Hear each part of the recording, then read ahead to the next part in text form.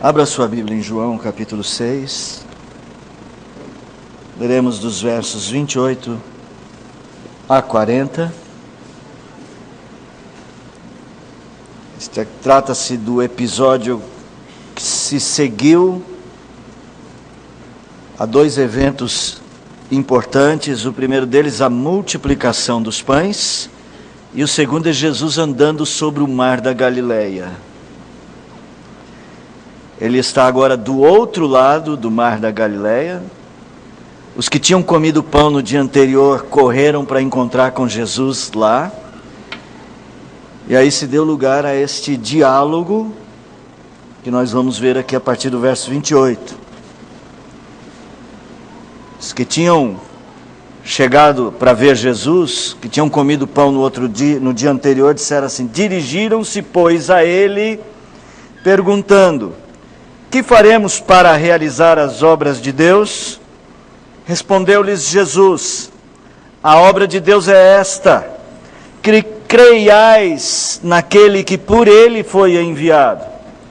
Então lhe disseram eles: que sinal fazes para que o vejamos e creiamos em ti? Quais são os teus feitos? Nossos pais comeram o maná no deserto, como está escrito: deu-lhes a comer pão do céu. Replicou-lhes Jesus: em verdade vos digo, não foi Moisés quem vos deu o pão do céu. O verdadeiro pão do céu é meu Pai quem vos dá. Porque o pão de Deus é o que desce do céu e dá vida ao mundo. Então lhe disseram: Senhor, dá-nos sempre deste pão. Declarou-lhes, pois, Jesus: eu sou o pão da vida. O que vem a mim jamais terá fome, e o que crê em mim jamais terá sede. Porque eu já vos disse que, embora me tenhais visto, não credes. Todo aquele que o Pai me dá, esse virá a mim. E o que vem a mim, de modo nenhum lançarei fora, porque eu desci do céu, não para fazer a minha própria vontade, sim a vontade daquele que me enviou. E a vontade de quem me enviou é esta: que nenhum eu perca de todos os que me deu, pelo contrário, eu ressuscitarei no último dia. De fato, a vontade de meu Pai é que todo homem que vir o Filho e nele crer tenha vida eterna, e eu o ressuscitarei no último dia. Nossa alma tem fome, Senhor, e ela precisa do alimento que vem do Senhor. Alimenta-nos, Senhor. Fala conosco, dá-nos do pão que vem do céu, dá-nos da vida que está em Cristo. Abre os nossos olhos, todos os nossos sentidos, ajuda-nos a ver, a contemplar, ajuda-nos a comer e beber de Cristo. Desperta o nosso coração e nos ajude em nome de Jesus. Amém. Podem sentar, irmãos.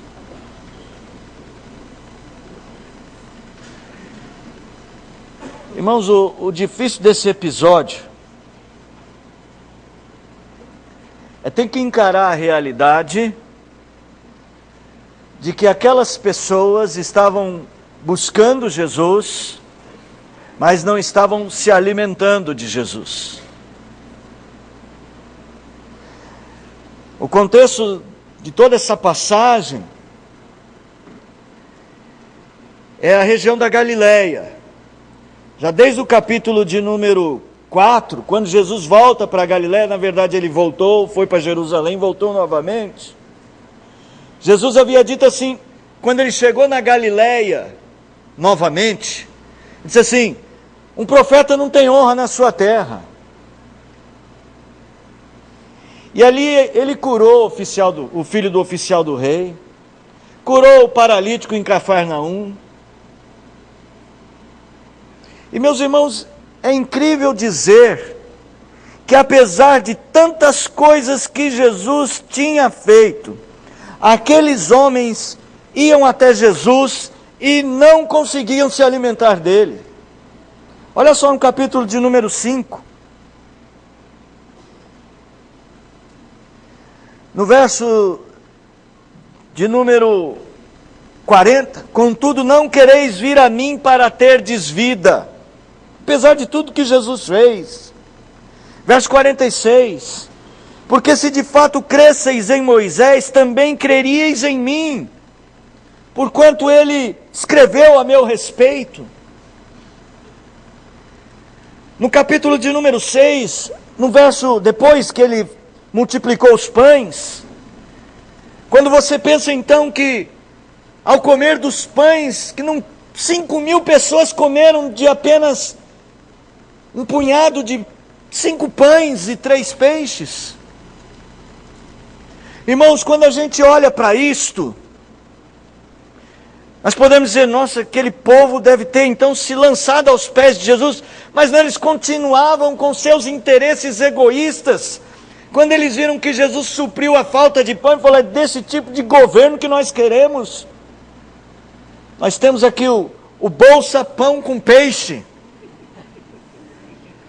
Irmãos, e aí eles foram atrás de Jesus para fazer de Jesus rei. No verso de número 15, sabendo, pois, do capítulo 6, sabendo, pois, Jesus que estavam para vir com o intuito de arrebatá-lo para o proclamarem rei, eles não tinham entendido. Aí Jesus vai para o outro lado do mar da Galileia. E quando eles chegam de volta no outro dia, cadê Jesus? Eu acho que dessa vez já foram até com um cestinho a mais, uma marmitinha para levar para casa. Cadê Jesus? Ele não está aqui. Aí olharam para o barco. Os barcos estavam lá, mas Jesus não estava.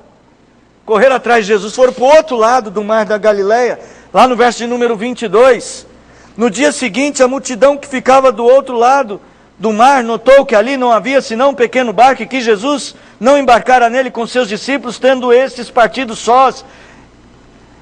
Aí eles começaram a pegar os barquinhos, foram para o outro lado. Verso 24, quando pois viu a multidão que Jesus não estava ali, nem os seus discípulos, tomaram os barcos e partiram para Cafarnaum à sua procura. E tendo encontrado do outro lado, lhe perguntaram, mestre, quando foi que o senhor chegou aqui? Aí respondeu Jesus, olha o verso 26. Em verdade vos digo, vós me procurais, não porque vistes sinais, mas porque comestes pães e vos fartastes. Irmãos, a realidade é que tem muita gente que vai atrás de Jesus e não consegue se alimentar de Jesus.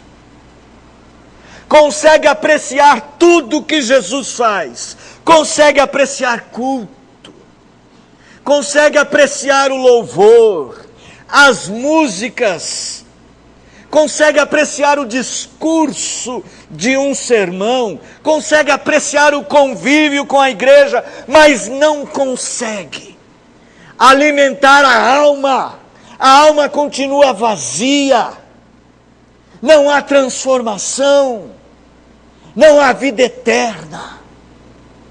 A fome dessa gente é fome de coisas passageiras. O que Jesus está afirmando, verso 27, é que nós precisamos pensar de forma mais elevada e mais profunda sobre a nossa vida com Deus. Trabalhai não pela comida que perece, mas pela que subsiste para a vida eterna. Irmão, fiz uma pergunta aí no boletim. Você tem fome de quê?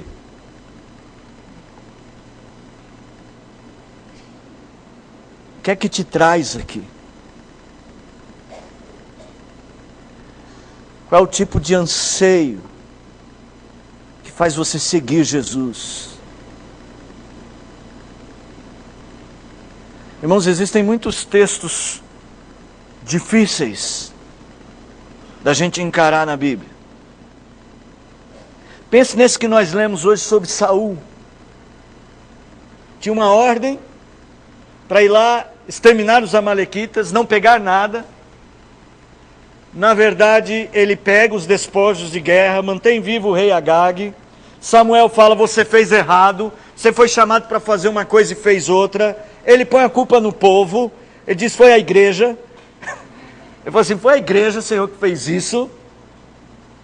Não foi o povo que resolveu. E ele diz assim, mas sabe, nós obedecemos, porque na verdade, nós vimos que era um desperdício. E pegamos aquilo que estava lá para oferecer sacrifício ao Senhor.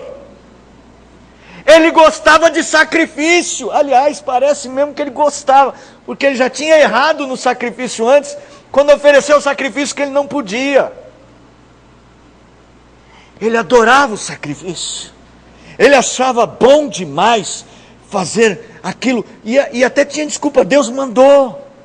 Deus mandou ir no culto, Deus mandou cantar no coral, Deus mandou ser presbítero, ser diácono, Deus fez essas coisas, e eu gosto de fazer as coisas que Deus faz, ou que Deus manda. Mas na verdade ele não estava obedecendo a Deus, ele estava satisfazendo a si mesmo. A fome que ele procurava matar, não tinha a ver com Deus. Ele estava só buscando a si mesmo, sua consciência talvez, ou quem sabe se sentir valorizado. E Deus fala, eu quero mais do que sacrifício, obediência é melhor. O que Jesus está falando para essa gente, e o que está falando para nós, é que nós precisamos ter fome de coisas eternas, fome de vida eterna, fome de coisas mais elevadas, irmãos. Nós não podemos vir à igreja para buscar as coisas rasteiras da vida. Nós não podemos abrir a Bíblia e ler todo dia por causa das coisas rasteiras da vida. Então essa noite nós vamos olhar para esse texto e vamos pedir para esse texto nos ensinar a ter fome de vida eterna. Quando João escreveu isso aqui, era isso que ele queria fazer. Nos ajudar na nossa fragilidade de fé. Escrever para a igreja, falar assim, é assim que vocês têm que buscar Jesus. Então, você viu que eu separei o diálogo a partir do versículo 28. Até o versículo de número 40. Vamos perguntar para esse texto. Como eu posso ter fome de vida eterna? Porque enquanto eu mato as outras fomes, enquanto eu me satisfaço com as coisas passageiras dessa vida, enquanto o que eu busco tem a ver apenas com esta vida, a minha alma tem sede, a minha alma tem fome, ela definha, o meu coração não consegue se contentar. Olha o exemplo destes homens. Eles tinham comido pão no dia anterior, mas é lógico que eles ficaram com fome no outro dia. E o contexto maior ainda dessa passagem, irmãos, acho que não vou conseguir pregar textos até lá. Está aquilo que o irmão David falou aqui no louvor. Que Jesus teve um discurso duro, ele falou, vocês têm que comer do meu corpo e do meu sangue. E eles acharam aquilo duro e foram embora. Isso eu não quero. Eu quero é o pão e o peixe. Mas essa noite, eu queria que você desse oportunidade para a sua alma se alimentar. Que você, por favor, irmão, esqueça os seus problemas. Eu também tenho. Mas tem hora que a gente tem que se esquecer deles. Porque a vida é mais que isso.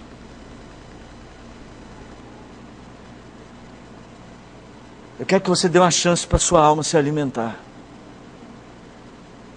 Tire as amarras. Pergunte você mesmo se você tem comido do pão da vida ou você tem comido só de um pão passageiro. Porque às vezes a gente está na igreja, a gente acha que tudo que a gente faz aqui produz só coisas espirituais. Não, às vezes não. Às vezes a gente vem só por hábito. E Deus está oferecendo comida e a gente rejeitando. Vai para casa, achando que está alimentado, mas na verdade está vazio. E é fácil saber, por causa do dia seguinte.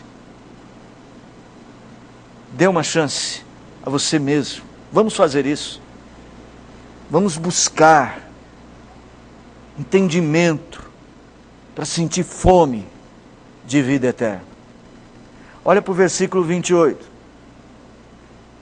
No versículo 28, eles chegam perto de Jesus e fazem uma pergunta: que faremos para realizar as obras de Deus?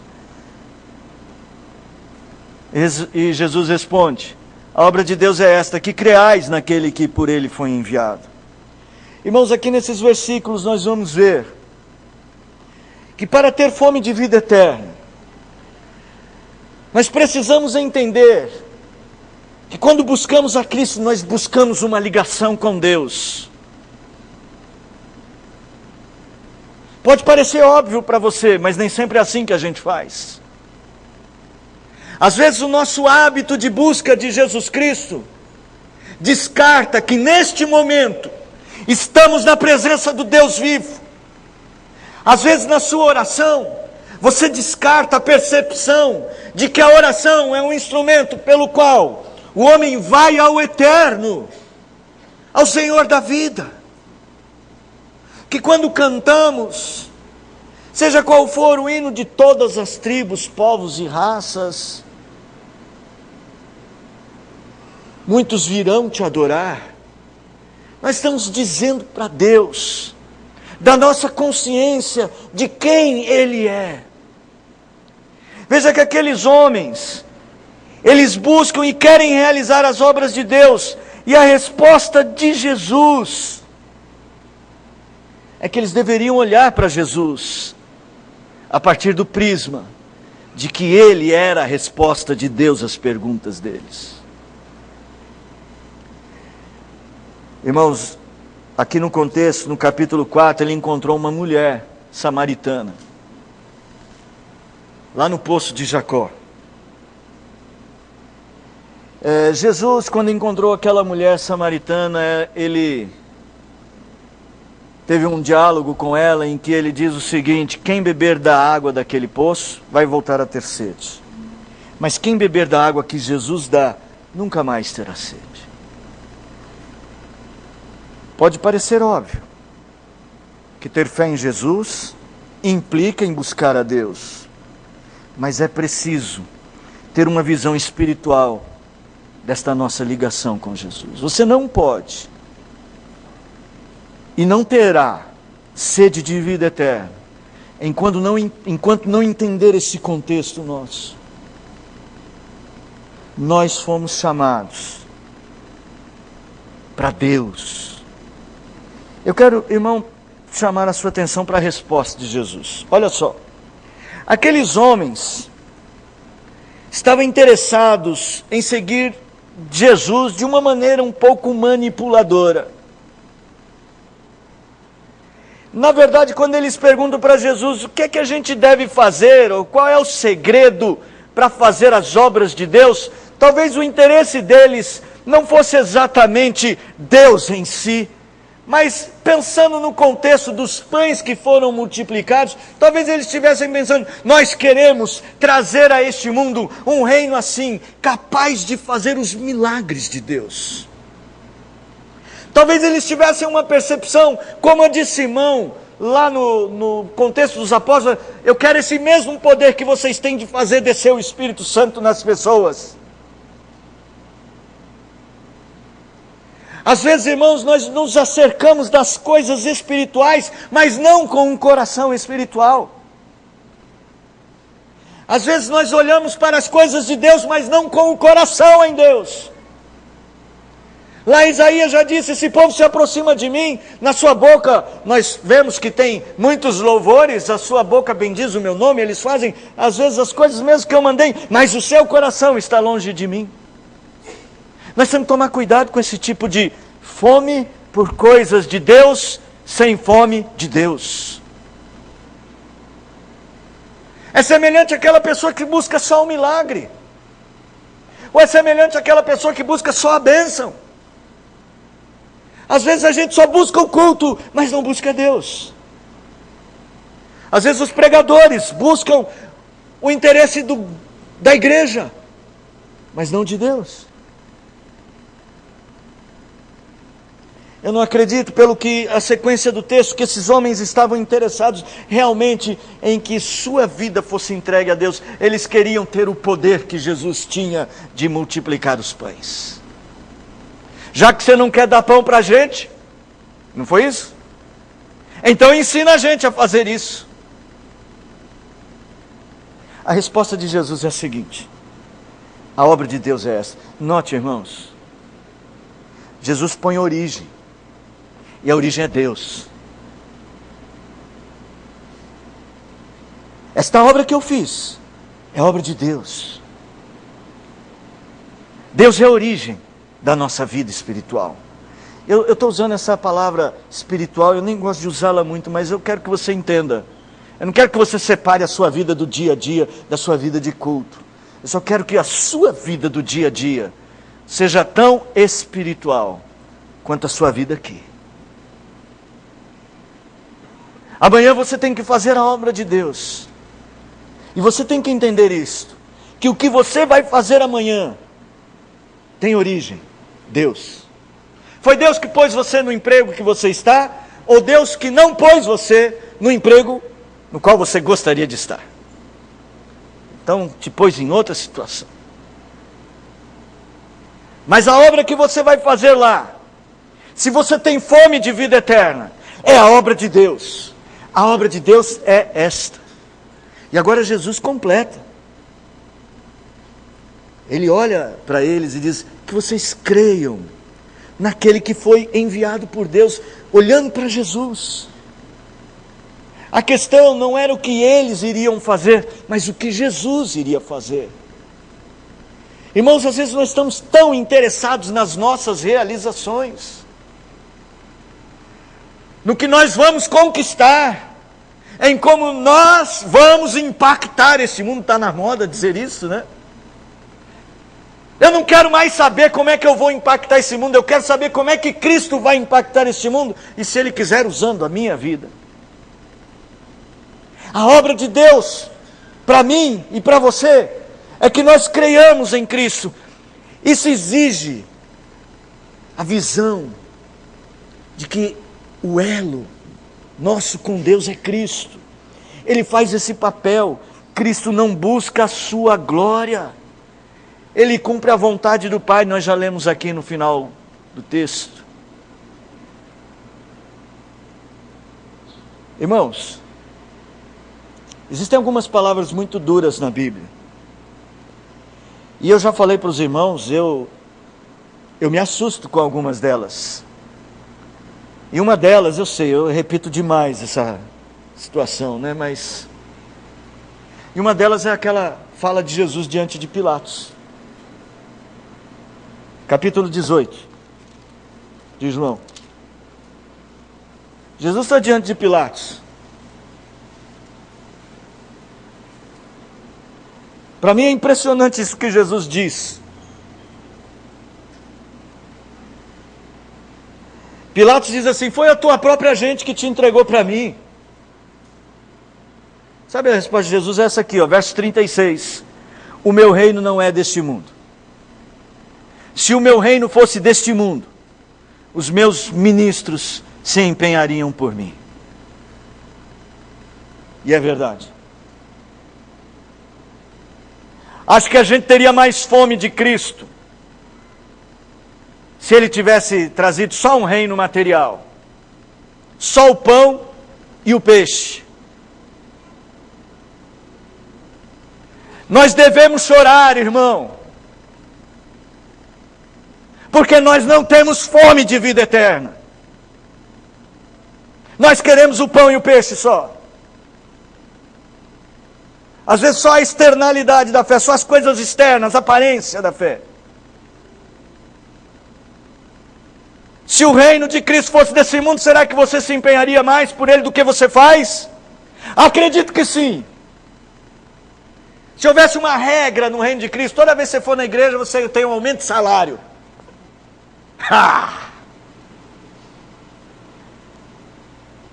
Toda vez que eu for na igreja, eu vou ter um aumento de salário? Irmão, a igreja ia ser o lugar mais frequentado desse mundo.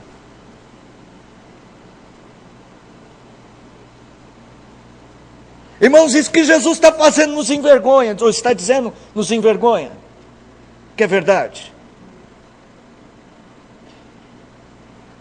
Mas Jesus está dizendo, o meu reino não é deste mundo. É por isso que a nossa verdadeira fome tem que ser de vida eterna. Quando eu preguei lá na multiplicação dos pães, eu disse, nós somos muito sensíveis para as coisas materiais. Nós deveríamos ser sensíveis para as coisas eternas. Vamos em frente. Você precisa seguir a Cristo com fome de eternidade. E para isso, o seu coração tem que ver Cristo na perspectiva da sua ligação com Deus e não com o mundo. É isso que tem que fazer a diferença. Isso que nós fazemos aqui tem a ver com a eternidade. Sim, implicará em muitas coisas neste mundo, mas tem a ver com a eternidade, sobretudo com a eternidade. Vamos adiante. Voltando no capítulo de número 6, eles não tinham entendido a resposta de Jesus. Eles continuavam a ver Jesus de uma posição meramente humana, e agora eles se tornam juízes. Eles querem julgar Jesus. Olha só como é que eles agora vão se dirigir a Jesus. Jesus responde, a obra de Deus é esta. E eles dizem para Jesus, bom, então qual é o sinal que o Senhor faz para que vejamos e creiamos em Ti? Quais são os teus feitos? Verso 30. E agora eles levantam o exemplo de Moisés. Eles tinham vários heróis nacionais, podemos assim dizer, né? Abraão, Moisés, Davi, e ninguém podia ser maior que Abraão. É que nem a gente com o Pelé. Os argentinos dizem que o melhor é Maradona. O brasileiro diz o quê? Pelé. Sabe, irmãos, eles falam assim, não, ninguém é maior que o nosso Pelé Moisés. Ninguém é maior que o nosso Ayrton Senna Davi. Os meus heróis já acabaram. Sabe, irmãos, eles falam assim, agora nós vamos pôr você numa fria. Eles chegam para Jesus e falam assim, nossos pais comeram maná do deserto. No deserto, né? Maná, cadê? No deserto. Como está escrito, deu-lhes a comer pão do céu. Olha aqui, não sei se você percebeu. Jesus tinha feito a multiplicação dos pães, não tinha? E eles foram, eu ia usar a palavra danados, vou usar essa mesmo. Foram danados. Sagazes, obrigado, melhor. Danados tem a ver com a danação do inferno. Tá? Quando você diz a menina é danado, cuidado. Danação é aquela pessoa que vai para o inferno. Toma cuidado com essa palavra. Depois olhe no dicionário de origem das palavras. Voltando, sagazes. Jesus não tinha multiplicado o pão? O pão que Jesus multiplicou, quem foi que deu? Um menininho que estava com os pãezinhos lá? Moisés não. Moisés deu para nós pão de onde? Jesus. Aí. Você deu pão para a gente, aquele pão que sobrou, está lá no cesto. Mas Moisés não. Nos deu pão do céu. Irmãos, eles tinham construído uma verdade sobre Deus e não queriam abrir mão dela. Eles haviam construído um castelo de fé baseado em homens. E aqui eles usam Moisés. Se você quer ter fome de vida eterna, Você precisa se desapegar de verdades que você construiu e deixar Cristo mostrar para você a verdadeira, redundante, verdade. Você precisa da verdade de Cristo e não da dos homens, e não da sua, pessoal. Às vezes nós erramos, construímos um jeito de servir a Deus todo nosso. Você já encontrou com alguém? Eu encontrei recentemente com alguém que disse exatamente isso para mim. Posso falar? Algumas pessoas conhecem, e Deus pôs no meu coração que eu ainda vou falar com esse moço, porteiro do meu prédio. Falei hoje para a Márcia. Ele deixou de ir na igreja porque ele ficou cansado. Aí falou, agora eu resolvi servir a Deus do meu jeito. Mais ou menos isso. E tem muita gente assim. Os judeus estavam servindo a Deus do jeito deles. Ele agora está dizendo assim, ninguém é maior que Moisés. Aí o escritor aos Hebreus vai justamente desmistificar isso. Maior que Abraão, maior que Josué, maior que Moisés, maior que os anjos. É Jesus Cristo. Então, irmão, veja como é que Jesus precisa destruir essa falsa verdade. Mas eu quero que antes de você ver isso, que você olhe para você. Se você não tem construído um tipo de fé só seu, você pode justificar com o que você quiser, meu querido. Você pode usar a Bíblia para justificar o que eles estão fazendo. Está escrito. Moisés deu pão do céu. Mas o fato é que nós precisamos de fome, não das nossas verdades, mas de verdades eternas. Verdades de Cristo, querido. Você pode estar muito satisfeito com as suas verdades, porque há caminhos que para o homem parecem direito, mas o final deles é caminho de morte. Não continue no seu caminho, vá pelo caminho de Cristo. Eu sou o caminho, a verdade e a vida. Ninguém vem ao Pai, senão por mim.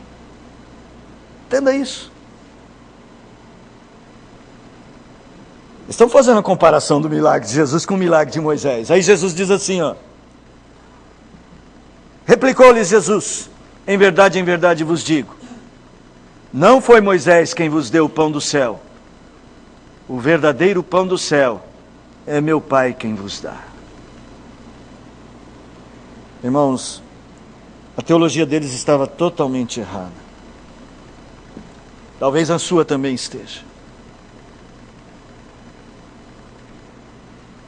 Aquele maná que caía do céu, aquele maná era Cristo. Era uma maneira das Escrituras nos mostrarem que o pão de Deus é aquele que desce do céu.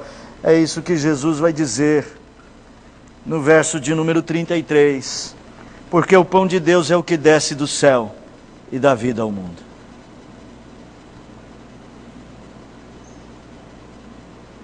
É muito perigoso quando o nosso coração se apega a algumas verdades que Ele próprio construiu e quer julgar a Cristo a partir delas, quer julgar a igreja, quer julgar a fé, quer julgar as pessoas a partir de verdades pessoais.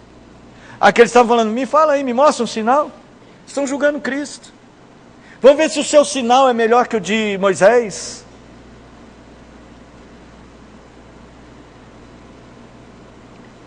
Irmãos, eles tinham um apego tão errado às coisas de Deus. Volta comigo lá no capítulo 5. Eles tinham um apego tão errado. Eles se julgavam conhecedores profundos das Escrituras, e eram, mas num sentido tão equivocado.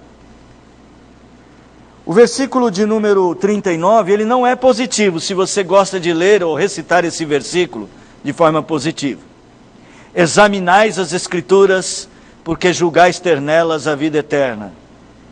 É o seguinte, eles estudavam a Bíblia, porque eles achavam que a Bíblia é que dava a vida eterna. que as histórias, que os profetas, que os heróis da fé. E Jesus diz assim: e são elas mesmas que testificam de mim. Vocês examinaram e não me encontraram. Vocês examinaram errado. Contudo, olha só o verso 40. Não quereis vir a mim para terdes vida. De que adianta esse tipo de fé, esse tipo de busca que não te leva a Cristo? De que adiantou as idas à sinagoga, os jejuns, as esmolas, o ler a Bíblia todos os dias, o conhecer textos inteiros de cor, se isso não os levou a Cristo? Irmão, pergunte a você mesmo. Irmão, por que alguns de nós estavam aqui no domingo passado, mas hoje não tiveram fome da palavra? E por que alguns que hoje estão aqui não estarão no próximo domingo, porque não terão fome da palavra? Qual é a razão de estarmos buscando só o pão que passa e não o que permanece? O que é que está te afastando? Talvez você tenha criado uma verdade errada. Você precisa pôr isso sob o juízo de Deus. Você não pode continuar caminhando segundo o seu coração. Não é a sua escolha. Não é você que deveria escolher o dia de vir ou não vir. Fazer ou não fazer. Servir ou não servir, irmão. O quê? Com tanta coisa ser feita na obra de Cristo, você pode dizer: eu não vou? Alguma coisa muito errada na fome que está dentro de nós, irmãos. E nós precisamos rever isto, porque se queremos ter fome de vida eterna, nós precisamos rever as verdades que estão controlando o nosso coração. Elas precisam ser a verdade de Cristo, para não dizer que precisa ser o próprio Cristo, que é a verdade. É impressionante o que Jesus disse: eu sou o caminho, a verdade e a vida. Mas sabe quando ele foi crucificado? Que ele estava lá, aquele texto que nós lemos de Pilatos. Quando ele estava lá no capítulo 18, né? Ele estava lá diante de Pilatos, e Pilatos o interroga. Aí Pilatos chega assim e diz assim para ele: és tu o rei dos judeus? E Jesus responde assim: tu dizes. Para isto é que eu vim ao mundo. Para isto é que eu nasci. E aí ele continua dizendo o seguinte: a fim de dar testemunho da verdade. Todo aquele que é da verdade ouve a minha voz. Aí Pilatos pergunta: o que é a verdade? Aí Pilatos vira para a multidão. Fala assim: gente, eu não encontrei nada nesse homem. Como vocês têm o costume de soltar alguém na Páscoa, vamos soltar, porque eu não vi mentira na boca desse homem. Sabe o que eles pediram? Vocês sabem. Nós não queremos ele. Nós queremos Barrabás. É assim. Quando você quer a sua verdade e não a de Deus. Você solta o seu Barrabás e mata o seu Cristo. Não é triste? Você não sente dor no seu coração? A fome de vida eterna está na sua alma. Mas você está matando a sua alma, dando alimento errado, ou privando-a do verdadeiro alimento. Você vai precisar conhecer a verdade que liberta. E foi João mesmo que escreveu no capítulo 8. Conhecereis a verdade, e a verdade vos libertará. Mas no dia da cruz, eles não deixaram a verdade ser liberta. Deus tinha um plano. Louvado seja o Senhor, porque apesar do erro deles, o castigo que nos traz a paz estava sobre Cristo. Irmãos, a última parte do sermão eu gostaria de dividir em dois, mas pelo tempo eu vou manter a minha lógica de deixar uma só. Seriam os versos 35 em diante. Eu dividiria assim, do verso 35 a 39, uma parte, do 35 ao 38, uma parte, do 39 ao 40, porque agora eu quero falar da graça. Sabe, quando a gente fala aqui de que você deve ter fome de vida eterna, e que essa fome de vida eterna seria ter uma visão espiritual da tua ligação com Cristo, ou ver Cristo a partir do prisma de quem busca Deus, ou quando a gente diz que você não pode se apegar às verdades do seu coração e tem que seguir a verdade de Cristo, aparentemente pode até parecer uma coisa, eu vou fazer isso agora, mas isso não é assim que funciona. Para ter sede e para ter fome de vida eterna, nós precisamos nos humilhar. E nós precisamos suplicar. E nós precisamos reconhecer que isto só acontece pela graça. Não adianta você tentar buscar o céu. É o céu que tem que buscar você. Olha só, aqueles homens chegam para Jesus e depois que ele diz assim, o verdadeiro pão do céu é meu Pai quem vos dá.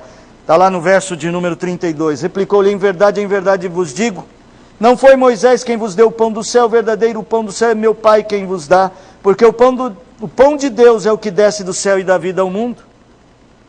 Aí eles clamam, Senhor, dá-nos deste pão. Aí você pensa, Jesus agora converteu todo mundo? Não. Eles ainda estavam pensando de forma terrena. Olha o que Jesus disse. Eu sou o pão da vida. O que vem a mim jamais terá fome. O que crê em mim jamais terá sede. Porém eu vos disse que embora me tenhais visto, não credes. O pão que Moisés havia dado para eles, irmãos, tinha acabado. Caía num dia, se sobrasse apodrecia. Todos que comeram o pão morreram, inclusive Moisés. Eles falam, dá-nos sempre deste pão. Eles ainda tinham uma ideia de que era alguma coisa que ia acontecer como o pão do dia anterior. Jesus ia acordar no dia bem cedo, Jesus o padeiro, ia acordar no dia bem cedo e ia dar pão. Olha o capítulo 6 mesmo, verso 58. Este é o pão que desceu do céu, em nada semelhante àquele que vossos pais comeram e contudo morreram. Quem comer este pão viverá eternamente. Irmão, esse pão só Deus pode te dar. Esse tipo de fome que muda o seu jeito de ser, que muda o seu culto, que muda o seu interesse pela vida, que vence o seu pecado. Esse tipo de fome, que quando você se alimenta, te dá forças para vencer o maligno, que conserta a sua casa, que ajusta a tua vida, que dá vida de verdade. Esse tipo de fome, só Deus pode pôr no seu coração. Sua mãe pode cobrar, seu pai pode insistir, e eu acho que eles têm que fazer isso, com sabedoria, mas tem que buscar a graça. Veja o verso 37, eu separaria as duas partes, porque você vai ver do verso 37 ao 38, que é a ideia de como a graça busca. E o 39 e o 40 é como a graça guarda depois que busca. Mas eu vou juntar as duas coisas, tá bom? Para economizar tempo. Um outro dia, quem sabe? Todo aquele que o Pai me dá, esse virá a mim, e o que vem a mim de modo nenhum lançarei fora. Irmãos, nós precisamos deste viver humilde diante da graça de Deus. Nós não somos nada. Se vivermos sem essa graça, nós vamos seguir o caminho do nosso coração, e a nossa estrada será cada vez mais desastrosa. Buscaremos Deus sempre do nosso jeito e não o encontraremos. Seremos como Saul, fazendo as coisas do próprio jeito, mas desagradando a Deus. Aquele que o Pai me dá, esse vem a mim, é uma obra da graça, e nós precisamos então de súplica, de oração. O diácono Marcelo nos convocou mais uma vez à reunião de oração. Por que ele está fazendo isto? Porque nós nos tornamos um povo que não ora, irmãos. Lógico, tem exceções. Pela misericórdia de Deus tem exceções. É porque nós achamos que podemos dar conta dos nossos problemas sem Deus. O nosso discurso pode ser outro, mas essa é a nossa prática. Nós precisamos da graça.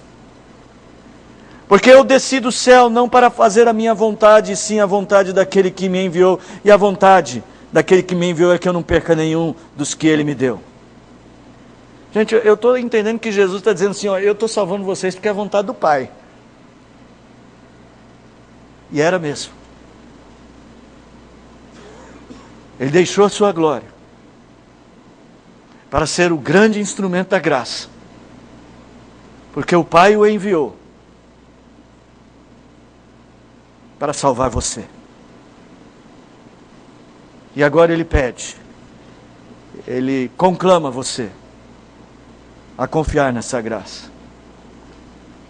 Você não merece. E você sabe disso. Você é negligente. Você não busca a cruz com fé. Você escolhe o jeito que vai servir a Deus. Você não é humilde. Eu não sou.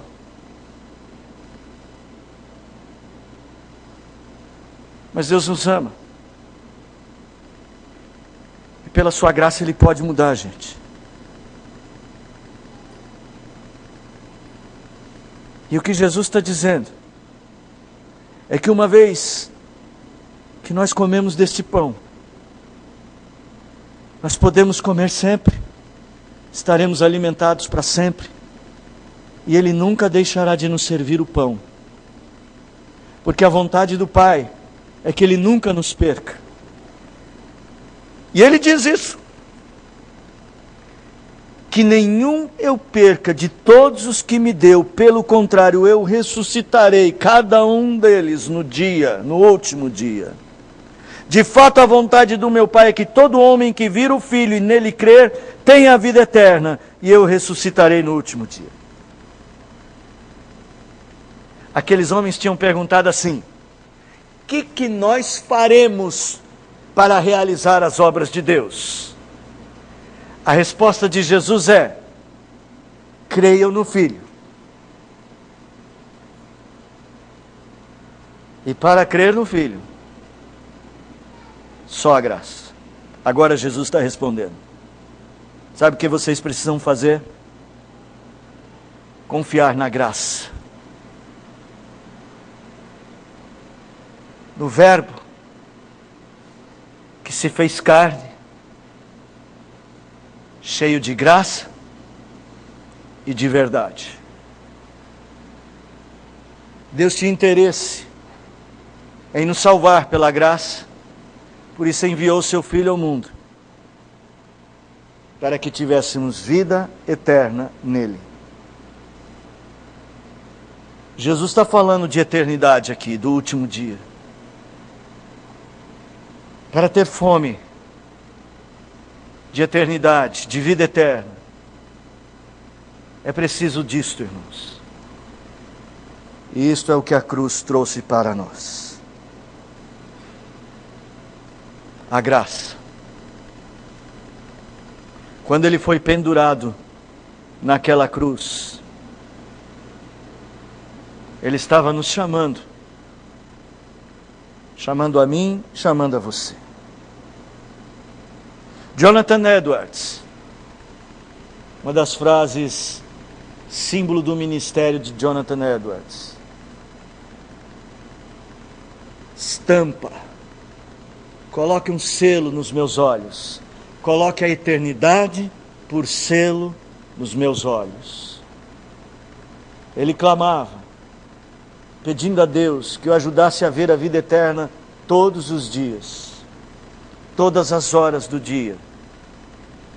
Entender que essa nossa relação com Cristo tem a ver com a vida eterna. Entender que a verdade que nos dá a vida não é a nossa, é a de Cristo. E compreender que é a graça. Se você está orando pela sua família, peça a graça de Deus para você e para a sua família. Se você está orando pelo seu filho, mais do que educá-lo, instruí-lo, você deve fazer tudo isso, mas deve pedir graça para a vida dele. Quando o pão do céu realmente alimentar a sua alma, ela desenvolverá uma visão mais rica e mais ampla do que significa estar em Cristo. E cada minuto, sua vida terá mais sentido. E no dia final, irmão, no grande dia, nenhuma das coisas que nós queríamos ter e que não conseguimos desta vida fará falta. Carro novo não fará falta. Casa nova não fará falta. O pão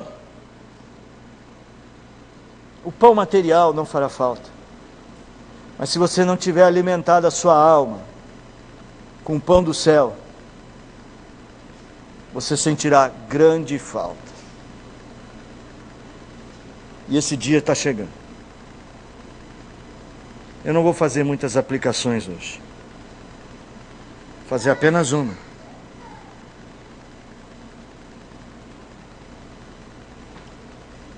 Se a sua alma hoje sente sede e fome de vida eterna, se o que Deus fala serve como uma convocação para você,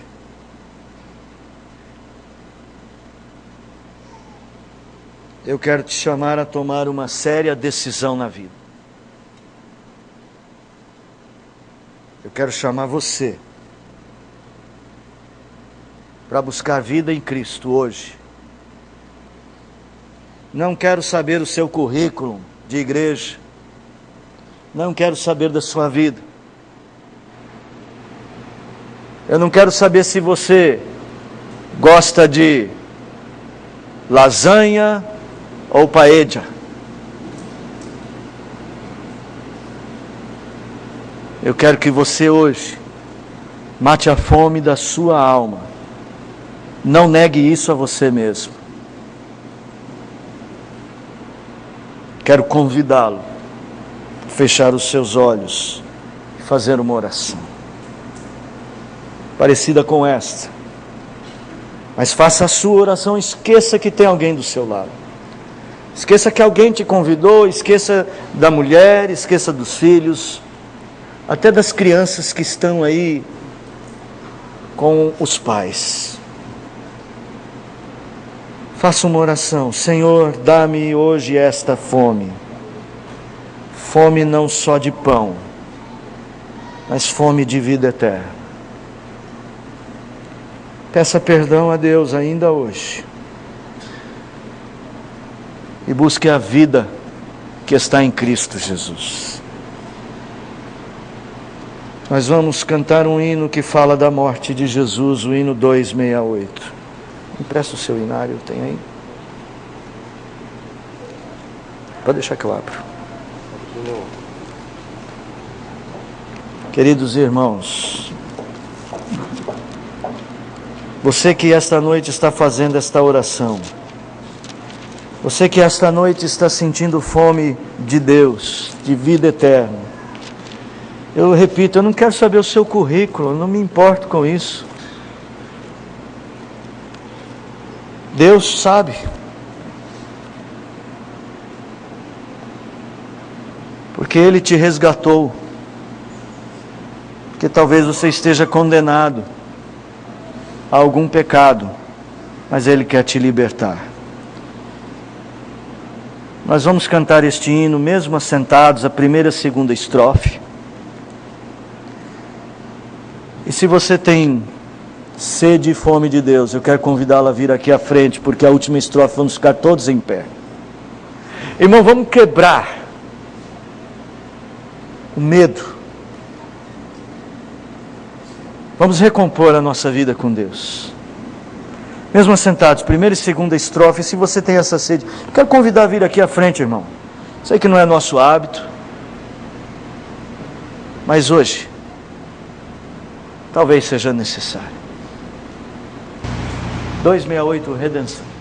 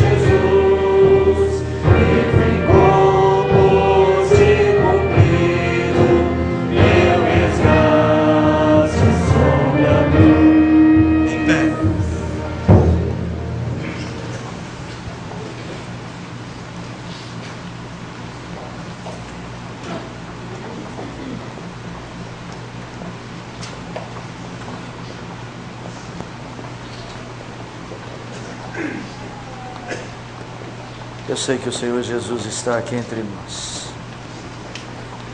Eu sei que o seu amor por nós é eterno. Preciso, irmão, reconhecer as nossas falhas. É preciso caminhar com Jesus e às vezes Ele exige compromissos.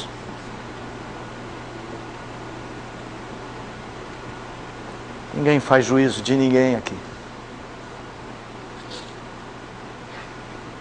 Nós só queremos buscar ao Senhor Jesus. Senhor Jesus, pão da vida, alimento da nossa alma. Nós precisamos tanto desta fome, desse desejo de coisas espirituais, que alimentem o nosso coração. Quebranta-nos, Senhor. Tira de nós, ó Deus, a insensibilidade. Tira de nós, ó Deus, a dureza de coração. Tira de nós, ó Deus eterno, os prazeres que nos afastam de Ti. Ajuda-nos, Senhor, a fazer coisas simples que nos aproximam do Senhor todos os dias, todas as horas. Ó Pai bendito, nós precisamos de compromisso com Cristo, Senhor. Nós precisamos deste pão, Senhor. Não mais, ó Deus eterno, da comida que perece, mas da comida que permanece. Nós queremos ser, ó Pai bendito, como Cristo foi, fazer a Tua vontade. Ó Deus eterno, que eu e estes meus irmãos que hoje nos prostramos diante de Ti, tenhamos forças para lutar. Então derrame a Tua graça sobre nós, Pai. Que ela realmente mova a nossa vida, Senhor. Que ela realmente conduza os nossos passos. Quebre, ó Deus eterno, as cadeias de qualquer pecado que ainda nos aprisione, Senhor. Não nos deixe viver segundo nossas verdades, mas segundo a verdade que é Cristo. Ó Deus eterno, que a Tua graça seja abundante, porque, ó Deus, onde é abundante o pecado, ainda mais abundante, superabundante é a graça. A Tua cruz é a porta da graça sobre nós. E o Senhor nos atraiu mais uma vez esta noite. E por isso nós clamamos: sê conosco, sê propício ao pecador. Em nome do Senhor Jesus. Amém. Amém. Meus queridos irmãos, Deus abençoe tanto a vida de vocês, a nossa vida, irmãos, a nossa fé. Eu sei que é possível que isso seja só um momento, mas pode ser muito mais. Vamos buscar a Deus com humildade.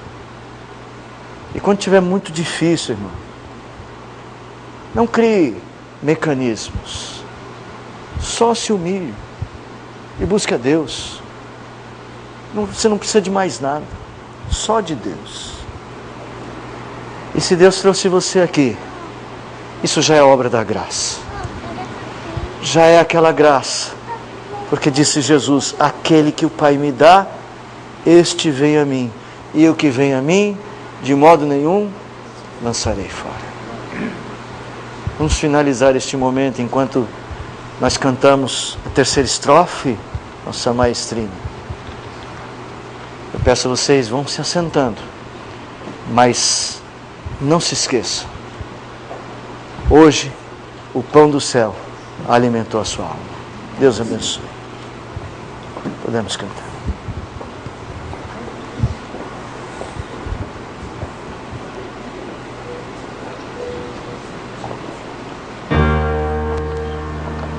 Ser propício aos condenados à eterna escuridão, deste abismo de pecados, sobre a dor e a maldição.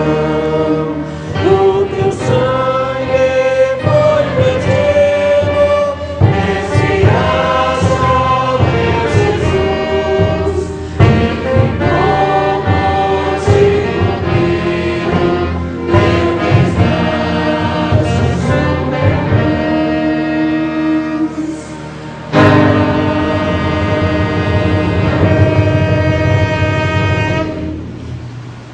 Que a graça do bom Deus o Pai, o amor insondável de Jesus Cristo, Deus Filho, as ternas e eternas consolações do Deus Espírito Santo, seja sobre vós, meus amados irmãos, e sobre toda a nossa família da fé que está espalhada pela face da terra, hoje e todos os dias, até a volta gloriosa do nosso Senhor e Salvador Jesus Cristo. Amém.